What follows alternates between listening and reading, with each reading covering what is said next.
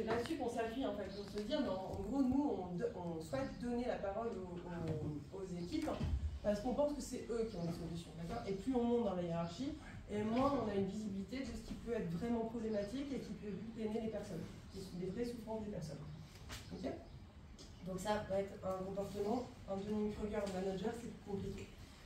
A l'inverse, si je reprends le syndrome de l'imposteur, c'est peut-être extrême le syndrome de l'imposteur, mais une personne, un manager qui va avoir des doutes, qui ne va pas pouvoir donner une vraie direction, un vrai cadre, etc., qui va changer d'avis, qui n'est pas toujours très sûr de lui, etc., ça va être compliqué aussi, d'accord?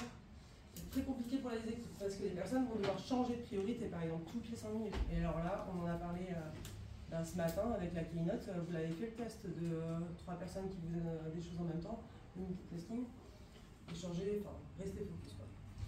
Alors finalement, qu'est-ce qu'on choisit entre un manager qui est en Dunning-Kruger et un manager qui est en syndrome de l'imposteur? Alors ni l'un ni l'autre, vous allez me dire, mais en la plupart des cas, ce qui se passe en entreprise, c'est que finalement on va choisir quelqu'un qui a beaucoup d'aplomb et qui a l'air sûr de lui. Donc un manager qui aurait un Dunning-Kruger.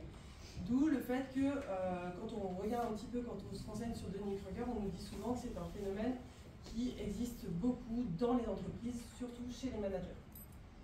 C'est pas mon propos, ok? Je pense que tous les managers sont excellents. Ah non, il n'y a pas le même, c'est bon. Non, je plaisante, je pense que maintenant ça évolue beaucoup, etc. Mais c'est vrai que ça peut arriver autant que pour un coach ou qu'un équipier. Alors, qu'est-ce que ça pose problème d'avoir un manager Dunning-Kruger? J'ai mis une liste de problématiques que cela pouvait amener. Cette liste n'est pas du tout exhaustive. Et en plus de ça, elle va être contextuelle. Il y a des choses qui vont être là-dedans que vous n'allez peut-être pas forcément rencontrer dans un contexte particulier avec un Dunning-Kruger. Il peut y avoir plusieurs choses et pas tout à fait juste. Mais en tout cas, moi ce que je vois, c'est que généralement, dans l'exemple de tout à l'heure, c'est que ça va empêcher l'amélioration continue puisque le manager va connaître les solutions et les problématiques. Donc il va avoir tendance à diriger là-dessus. Du coup, l'intelligence collective, elle va prendre un coup, puisque de toute façon, il faut écouter le manager, c'est lui qui a raison. L'auto-organisation des équipes, ça va être difficile parce que le manager aura tendance à dire, en fait, il faut que tu fasses ci à ce moment-là et ça à ce moment-là, ce qu'on ne veut pas.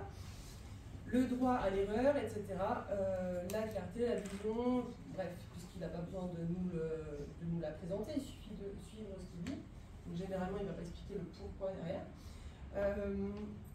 Et puis évidemment, la motivation des coéquipiers, généralement, elle n'est pas très bonne. Ça s'arrête là. Ok, nous, ce qu'on veut dans